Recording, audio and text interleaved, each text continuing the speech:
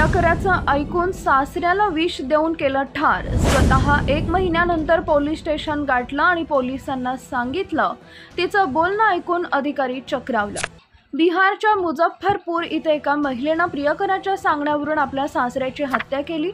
सुनेनं सासऱ्याच्या जेवणात विष मिसळून त्यांना ठार केलं होतं। मात्र हत्येच्या 1 महिन्यानंतर तिनं SSP ऑफिस गाठलं आणि आपला गुन्हा कबूल केला। आपल्याला प्रियकरानं विष आणून दिलं होतं असं तिनं पोलिसांना सांगितलं। पोलिसांनी महिलेला अटक केली असून पुढील कारवाई सुरू केली आहे। मिळालेल्या माहितीनुसार 23 फेब्रुवारीला करजा पोलीस ठाण्याच्या गोपालपूर गावातून 55 वर्षीय व्यक्तीचा मृतदेह सापडला होता। पोलिसांनी घटनास्थळी पोहोचून मृतदेह शवविच्छेदनासाठी पाठवला होता।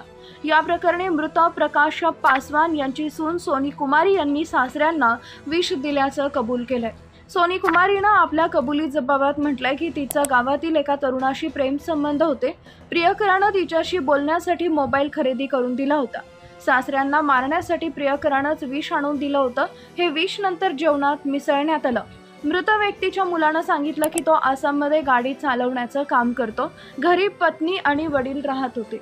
गावातील एका तरुणाशी तिचा प्रेम संबंध जुळले होते। प्रियकराच्या सांगण्यावरून पत्नीनं माझ्या वडिलांची हत्या केली आहे। या प्रकरणी SP ग्रामीण विद्यासागर यांनी सांगितलंय की काही दिवसांपूर्वी करजा परिसरात एका व्यक्तीचा मृतदेह सापडला होता।